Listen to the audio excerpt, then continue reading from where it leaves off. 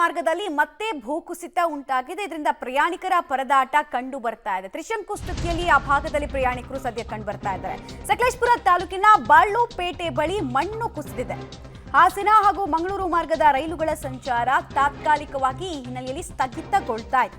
ರೈಲು ಸಂಚಾರದಲ್ಲಿ ವ್ಯತ್ಯಯದಿಂದ ಒಬ್ಬ ವಿದ್ಯಾರ್ಥಿ ಪರೀಕ್ಷೆ ಬರೀಬೇಕಾಗಿತ್ತು. ಆತ ಪರೀಕ್ಷೆ ಬರೆಯೋದು ತಪ್ಪಿದಂತಾಗಿದೆ. ಪರೀಕ್ಷೆ ತಪ್ಪಿದ್ರಿಂದ ಈ ಬಗ್ಗೆ ಟ್ವಿಟರ್ನಲ್ಲಿ ಅಥವಾ ಎಕ್ಸ್ನಲ್ಲಿ ಬೇಸರವನ್ನ ವಿದ್ಯಾರ್ಥಿ ಹೊರಹಾಕಿದ್ದಾರೆ. ಮಂಗಳೂರಿಗೆ ಏರ್ಫೋರ್ಸ್ ಪರೀಕ್ಷೆಗಾಗಿ ಪರೀಕ್ಷಾರ್ಥಿ ತೆರಳುತ್ತಾ ಇದ್ರು. ಬೆಂಗಳೂರಿನಿಂದ ಹೊರಟಿದ್ದಂತಹ ರಾಜಸ್ಥಾನದ ರೋಹಿತ್ ಸಿಂಗ್ ರಾವತ್ ಈ ಮಣ್ಣು ಬಿದ್ದ ಕಾರಣಕ್ಕೋಸ್ಕರ ಎಕ್ಸಾಮ್ ಬರೆಯೋದಕ್ಕಾಗ್ತಾ ಇಲ್ಲ ಅಂತ. ಇನ್ನೊಂದು ಕಡೆ ಗುಡ್ಡದ ಮಣ್ಣು ಯಾವ ರೀತಿ ಜರಿದಿದೆ ಅನ್ನೋದನ್ನ ನೀವು ಗಮನಿಸ್ತಾ ಇದ್ದೀರಾ. ಇನ್ನೊಂದು ಕಡೆಗೆ ಆತ ಹೇಳಿರೋದು ಪರೀಕ್ಷೆಗೆ ನನಗೆ ಹೋಗೋಕ್ಕಾಗ್ತಾ ಇಲ್ಲ ಅಂತ ಆತನ ತೊಳಲಾಟವನ್ನು ತೋಡ್ಕೊಂಡಿದ್ದಾನೆ. ಇದಕ್ಕೆ ಯಾರು ಹೊಣೆ ಅಂತ ಪ್ರಶ್ನೆಯನ್ನು ಕೇಳಿದ್ದಾರೆ. ಅನ್ಫಾರ್ಚುನೇಟ್ ಇನ್ಸಿಡೆಂಟ್ ಹೌದು, ಬಟ್ ಪ್ರಾಕೃತಿಕ ವಿಕೋಪ ಯಾರಿಗೂ ಕೇಳಾಗಲ್ಲ. ಅದ್ರಲ್ಲಿ ರೈಲ್ವೆ ಇಲಾಖೆ ಹೊಣೆಗಾರಿಕೆಯನ್ನು ಹೊತ್ಕೋಬೇಕು ಅಂತ ಹೇಳಿದ್ರೆ ಅದು ಫೂಲಿಶ್ನೆಸ್ ಅಷ್ಟೇ. ಇವ್ರು ನೋವು ನಮ್ಗೆ ಅರ್ಥ ಆಗುತ್ತೆ, ಬಟ್ ಗುಡ್ಡದ ಮಣ್ಣು ನಾನು ಈ ಟೈಮಿಗೆ ಬೀಳ್ತಾ ಇದ್ದೀನಿ ಅಂತ ಹೇಳ್ಬಿಟ್ಟು ಬೀಳಲ್ಲ. ಕೇಳದೆ ಆಗೋದಕ್ಕೆ ಅದನ್ನು ಪ್ರಾಕೃತಿಕ ವಿಕೋಪ ಅಂತ ಹೇಳೋದು. ಡೀಟೇಲ್ಸ್ ಕೊಡ್ತಾರೆ. ನೇರ ಸಂಪರ್ಕದಲ್ಲಿ ಜಾಯಿನ್ ಆಗ್ತಾ ಇದ್ದಾರೆ ಶಶಿಧರ್. ಈಗ ಬಿದ್ದಿರುವಂತಹ ಮಣ್ಣನ್ನ ತೆರವುಗೊಳಿಸೋದಕ್ಕೆ ಎಷ್ಟು ಸಮಯ ಬೇಕಾಗತ್ತೆ?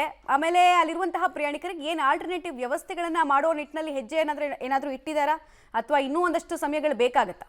ಅಮತ್ಮ ಏನು ಹಾಸನ ಸಕಲೇಶಪುರ ಮಾರ್ಗದಲ್ಲಿ ತೆರಳತಕ್ಕಂತಹ ಬಾಳುಪೇಟೆ ಮಧ್ಯದಲ್ಲಿ ರೈಲ್ವೆ ಮಧ್ಯರಾತ್ರಿ ಭಾರಿ ಪ್ರಮಾಣದಲ್ಲಿ ಭೂಕುಸಿತವಾಗಿರ್ತಕ್ಕಂಥ ಇದರಿಂದಾಗಿ ಈ ಮಾರ್ಗದಲ್ಲಿ ಸಂಚರಿಸ್ತಿರ್ತಕ್ಕಂಥ ಸುಮಾರು 9 ರೈಲುಗಳು ಅದಲ್ಲದೆ ಸ್ಥಳದಲ್ಲಿ ನಿಲ್ಲಬೇಕಾದಂಥ ಒಂದು ಪರಿಸ್ಥಿತಿ ನಿರ್ಮಾಣವಾಗಿದೆ. ಈಗ ನಾವು ಹಾಸನದ ರೈಲ್ವೆ ನಿಲ್ದಾಣದಲ್ಲಿದ್ದೀವಿ. ಇಲ್ಲಿ ಇರ್ತಕ್ಕಂತಹ ರೈಲುಗಳು ಏನಿದೆ ಇವು ಮುಂದೆ ಮಂಗಳೂರಿಗೆ ಚಲಿಸಬೇಕಾಗಿತ್ತು. ಆದರೆ ಮಣ್ಣು ಕುಸಿತವಾದ ಪರಿಣಾಮ ಎಲ್ಲ ರೈಲುಗಳು ಇಲ್ಲೇ ಸಹ ನಿಂತಿದೆ. ಇದರಲ್ಲಿ ಮಂಗಳೂರಿಗೆ ಇನ್ನು ಬೇರೆ ಭಾಗಗಳಿಗೆ ತೆರಳತಕ್ಕಂತಹ ಪ್ರಯಾಣಿಕರು ಈಗ ಹಾಸನದಿಂದ ಪರ್ಯಾಯ ಮಾರ್ಗವಾಗಿ ವಾಪಸ್ ಹೋಗ್ತಾ ಇದ್ದಾರೆ. ಮತ್ತೊಂದೆಡೆ ಏನು ಸಕಲೇಶಪುರ ಇರ್ಬೋದು, ಆಲೂರು ಇರ್ಬೋದು, ಅಲ್ಲದೆ ಶಿರಾಗಾಲ ಇರ್ಬೋದು, ಬಾಳ್ಳುಪೇಟೆ ಈ ಭಾಗದಲ್ಲೂ ಸಹ ರೈಲುಗಳು ಅಲ್ಲಲ್ಲೇ ನಿಂತಿವೆ. ಈ ಪ್ರಯಾಣಿಕರು ಮಧ್ಯರಾತ್ರಿಯಿಂದ ಊಟ ತಿಂಡಿ ಇಲ್ಲದೆ ಪರದಾಡುವಂಥ ಒಂದು ಪರಿಸ್ಥಿತಿ ನಿರ್ಮಾಣವಾಗಿದೆ. ಆಲೂರು ಹಾಗೂ ಸಕಲೇಶಪುರ ಏನು ರೈಲ್ವೆ ನಿಲ್ದಾಣಗಳಿವೆ ಅಲ್ಲಿರ್ತಕ್ಕಂತಹ ಪ್ರಯಾಣಿಕರಿಗಾಗಲೇ ತಿಂಡಿ ವ್ಯವಸ್ಥೆಯನ್ನು ಸಹ ರೈಲ್ವೆ ಇಲಾಖೆ ಮಾಡಿಕೊಟ್ಟಿದೆ. ಆದರೆ ಸಾವಿರಾರು ಸಂಖ್ಯೆಯಲ್ಲಿ ಪ್ರಯಾಣಿಕರು ತೆರಳ್ತಾ ಇದ್ರು. ಆದರೆ ಇದೀಗ ರೈಲ್ವೆಯಲ್ಲಿ ಮಣ್ಣು ಕುಸಿತದಿಂದ ಎಲ್ಲರೂ ಸಹ ನಿಂತಲೇ ನಿಲ್ಬೇಕಾಗಿದೆ. ಈಗ ನಮ್ಮ ಜೊತೆ ಪ್ರಯಾಣಿಕರೊಬ್ಬರು ಇದ್ದಾರೆ, ಅವ್ರನ್ನ ಮಾತಾಡ್ಸೋಣ. ಸರ್ ಹೇಳಿ ಸರ್, ಯಾವಾಗಿಂದ ನೀವು ಇಲ್ಲಿ ಕಾಯ್ತಾ ಇದ್ದೀರಾ?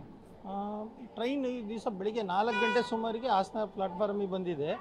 ಆವಾಗಿಂದಲೂ ಕಾಯ್ತಾ ಇದ್ವಿ. ಅದು ನಮಗೆ ಬೆಳಿಗ್ಗೆ 9 ಗಂಟೆ ಸಮಯದಲ್ಲಿ ಕೋಚ್ನಲ್ಲಿದ್ದಂಥ TT ಅವರು ಬಂದು ನಮಗೆ ಹೇಳಿದರು, ಈ ಥರ ಮುಂದೆ ಲ್ಯಾಂಡ್ ಸ್ಲೈಡ್ ಆಗಿದೆ, ರಿಪೇರ್ ನಡೀತಾ ಇದೆ, ಯಾವಾಗ ಹೊರಡುತ್ತೋ ಗೊತ್ತಿಲ್ಲ ಅಂತ ಹೇಳ್ಬಿಟ್ಟು ಹೇಳಿದರು. ಆನಂತರ ನಾವು ಸ್ವಲ್ಪ ಹೊತ್ತು ನೋಡಿಬಿಟ್ಟು ಸ್ಟೇಷನ್ ಮಾಸ್ಟರ್ ಬಳಿ ವಿಚಾರಿಸಿದಾಗ ಅವರು ಕೂಡ ಹೇಳಿದರು, ಈ ಥರ ಲ್ಯಾಂಡ್ ಸ್ಲೈಡ್ ಆಗಿದೆ, ಟ್ರ್ಯಾಕ್ ಮೇಲೆಲ್ಲ ಮಣ್ಣಿದೆ, ಅದೆಲ್ಲ ಕ್ಲಿಯರ್ ಆಗಬೇಕು. ಕ್ಲಿಯರ್ ಆದಮೇಲೆ ಮತ್ತೆ ಬೇರೆ ಬೇರೆ ಸ್ಟೇಷನ್ಗಳಲ್ಲಿ ಹಲವಾರು ಟ್ರೈನ್ಗಳು ನಿಂತಿದ್ದಾವೆ, ಅವೆಲ್ಲ ಬಿಡಬೇಕು. ಸುಮಾರು 3 ಗಂಟೆ ಆಗ್ತದೆ ಅಂತ ಹೇಳಿದರು. ಆದರೂ ಅವರೇನು ಖಚಿತವಾಗಿ 3 ಗಂಟೆನೇ ಆಗುತ್ತೆ ಅಂತ ಹೇಳಿಲ್ಲ. ಮತ್ತು ಏನು ಪರ್ಯಾಯ ವ್ಯವಸ್ಥೆ ಕೂಡ ಏನು ಮಾಡ್ಬೋದು ಅಂತ ಹೇಳಿಲ್ಲ. ಬರೀ ಹಣ ರೀಫಂಡ್ ಮಾಡ್ತೀವಿ ಅಂತ ಮಾತ್ರ ಹೇಳ್ತಾ ಇದ್ದಾರೆ. ಅದು ಹಣ ರೀಫಂಡ್ ಮಾಡಿಸ್ಕೊಳ್ಳಿಕ್ಕೂ ಕೂಡ ತುಂಬ ಜನ ಎಷ್ಟೊಂದು ಟ್ರೈನ್ಗಳ ಪ್ರಯಾಣಿಕರು ಇರೋದ್ರಿಂದ ಅದು ಏನು ಅಷ್ಟು ಸುಲಭ ಇಲ್ಲ. ಈಗ ನಮಗೆ ಅವಶ್ಯಕ ತುರ್ತು ಇರೋದ್ರಿಂದ ನಾವು ಕೂಡ ಹಣದ ರೀಫಂಡ್ಗೋಸ್ಕರ ಕಾಯ್ತಾ ಕೂತ್ಕೊಳ್ಳೋಕ್ಕೆ ಸಾಧ್ಯ ಇಲ್ಲ. ಈಗ ನಾವು ಏನೋ ಪರ್ಯಾಯ ವ್ಯವಸ್ಥೆ ಮಾಡಿಕೊಂಡು ಮಂಗಳೂರಿಗೆ ಹೊರಡ್ತಾ ಇದ್ದೇವೆ. ಯಾಕೆಂದರೆ ತುರ್ತು ಕೆಲಸಗಳಿದ್ದಾವೆ ಮತ್ತು ನಾಳೆ ವಾಪಸ್ ಬರಬೇಕು. ಅವೆಲ್ಲ ಇರೋದ್ರಿಂದ ಸ್ವಲ್ಪ ರೈಲ್ವೆ ಅವರು ಸ್ವಲ್ಪ ಮುನ್ನೆಚ್ಚರಿಕೆ ಅಂದರೆ ಮೊದಲೇ ನಮಗೆ ಸೂಚನೆ ಕೊಟ್ಟಿದ್ದರೆ ನಾವೇನಾದ್ರು ವ್ಯವಸ್ಥೆ ಮಾಡ್ಕೋತಿದ್ವಿ. ಈಗಾಗಲೇ ನಮ್ಮದು 3 ರಿಂದ 4 ಗಂಟೆ ಸುಮಾರು ಸಮಯ ಹಾಳಾಗಿದೆ. ಈಗಲೂ ಕೂಡ ಮತ್ತೆ ಮನೆ ಮುಟ್ಲಿಕ್ಕೂ 3 ರಿಂದ 4 ಗಂಟೆ ಬೇಕು. ಮತ್ತು ಯಾವುದೇ ರೀತಿ ನೀರಾಗಲಿ, ಟೀ ಆಗಲಿ, ತಿಂಡಿದಾಗಲಿ ಏನಾದ್ರು ಒಂದು ವ್ಯವಸ್ಥೆ ಮಾಡಬೇಕಿತ್ತು ಅವರು. ಮತ್ತು ಇದಕ್ಕೂ ಮೊದಲು ಹೊಳೆನರಸೀಪುರದಲ್ಲೇ ಅವರಿಗಾಗಲೇ ಈ ಬಗ್ಗೆ ಮಾಹಿತಿ ಇತ್ತು. ಸುಮಾರು 1.5 ಗಂಟೆ ತನಕ ಹೊಳೆನರಸೀಪುರದಲ್ಲಿ ಟ್ರೈನ್ ನಿಂತಿತ್ತು. ಅಲ್ಲಾದರೂ ನಮಗೆ ತಿಳಿಸ್ಬೋದಿತ್ತು. ಸ್ವಲ್ಪ ಈ ವಿಷಯದಲ್ಲಿ ಅವರು ಅಷ್ಟು ಎಚ್ಚರಿಕೆ ವಹಿಸಿಲ್ಲ. ಪ್ರಯಾಣಿಕರ ಬಗ್ಗೆ ತುಂಬ ನಿರ್ಲಕ್ಷ್ಯ ತೋರಿಸಿದ್ದಾರೆ ಅಂತಲೇ ಹೇಳ್ಬೋದು. ಮತ್ತೊಬ್ಬರು ಪ್ರಯಾಣಿಕರು ಸರ್, ನೀವು ಎಲ್ಲಿಗೆ ಹೋಗ್ತೀರಿ, ಎಷ್ಟೊತ್ತಿಂದ ರೈಲ್ವೆ ನಿಲ್ದಾಣದಲ್ಲಿ ಕಾಯ್ತಿದ್ರಿ? ಸರ್, ಬೆಳಗ್ಗೆ 6 ಗಂಟೆಗೆ ಎಚ್ಚರಾದಾಗ ಟ್ರೈನ್ ನಿಂತಿತ್ತಿಲ್ಲಿ. ಅಲ್ಲಿ ಕೆಲವರಿಗೆಲ್ಲ ಕೇಳಿದಾಗ 6:30ಗೆ ಹೊರಡುತ್ತೆ ಅಂತ ಹೇಳಿದರು. 6:30 ಆಯಿತು, 7:30 ಆಯಿತು, ಆಮೇಲೆ 9 ಆಯಿತು, 10 ಏನಂತ ಕರೆಕ್ಟಾಗಿ ಟೈಮ್. ಈಗ 10 ಆದಮೇಲೆ ಈಗ 9:45ಗೆ ಅನೌನ್ಸ್ಮೆಂಟ್ ಬರ್ತಾ ಉಂಟು, 1 ಗಂಟೆವರೆಗೆ ಹೊರಡೋದಿಲ್ಲ. 1 ಗಂಟೆವರೆಗೆ ಹೊರಡೋದಿಲ್ಲ ಅಂದರೆ ಅರ್ಥ ಮುಂದೆನೂ ಹೊರಡ್ತಾ ಇಲ್ವೋ ಗ್ಯಾರಂಟಿ ಇಲ್ಲ ಅಂತ ಹೇಳಿ. ಅಂದರೆ ಏನೂ ಕ್ಲಾರಿಟಿ ಕೊಡ್ತಾ ಇಲ್ಲ. ಈಗ ಟಿಕೆಟ್ ರಿಫಂಡಿಗೆ ಕೇಳಕ್ಕೆ ಹೋದ್ರು ಅದು ಕ್ಲಾರಿಟಿ ಕೊಡ್ತಾ ಇಲ್ಲ. ಆನ್ಲೈನ್ ಟಿಕೆಟ್ ಬುಕ್ ಮಾಡಿರೋದ್ರಿಂದ ನೀವು ಆನ್ಲೈನಲ್ಲೇ ಫೈಲಿಂಗ್ ಮಾಡಿ, TDR ಫೈಲಿಂಗ್ ಮಾಡಿ, ರೀಫಂಡ್ ಯಾವಾಗ ಬರುತ್ತೆ ಅದು ಗೊತ್ತಿಲ್ಲ ಅಂತ ಹೇಳ್ತಾರೆ. ಏನೋ ಸರ್ ಕರೆಕ್ಟಾಗಿ ಕ್ಲಾರಿಫಿಕೇಶನ್ ಏನೂ ಕೊಡ್ತಾ ಇಲ್ಲ. ಈಗ ನೀವು ಬಸ್ಸಲ್ಲಿ ಹೋಗಿ ಅಂತ ಕೆಲವರೆಲ್ಲ ಸಜೆಸ್ಟ್ ಮಾಡಿ ಆಗಿದೆ. ಸೊ ಹೋಗಿ ಬಸ್ಸಲ್ಲಿ ಹೋಗಕ್ಕೆ ಹೊರಟಿದ್ದೀನಿ ನಾನೀಗ.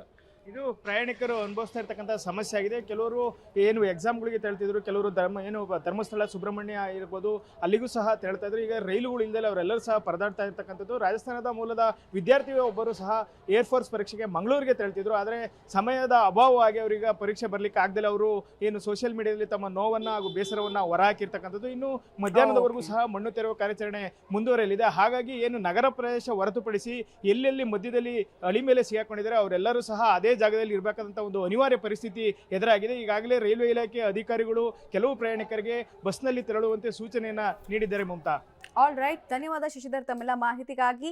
ಸೊ ಬಹಳ ಸಮಸ್ಯೆಗಳು, ಇನ್ಕನ್ವೀನಿಯನ್ಸ್ ಆಗಿದೆ ಅಲ್ಲಿ ಪ್ರಯಾಣಿಕರಿಗೆ ಅನ್ನೋದು ತಿಳಿದು ಬರ್ತಾ ಇದೆ. ಪ್ರಮುಖವಾಗಿ ಅಟ್ಲೀಸ್ಟ್ ಟ್ರೈನ್ ಹೊರಡಲ್ಲ ಅಂತ ನಮಗೊಂದು ಕ್ಲಾರಿಟಿ ಕೊಟ್ಬಿಟ್ರೆ, ಆಲ್ಟರ್ನೇಟಿವ್ ವ್ಯವಸ್ಥೆ ಮಾಡಿಬಿಟ್ರೆ ನಾವು ಹೇಗೋ ಹೋಗ್ತಾ ಇದ್ವಿ ಅನ್ನೋದು ಪ್ರಯಾಣಿಕರ ಗುಣಗಾಟ ಆಗ್ತಾ ಇದೆ.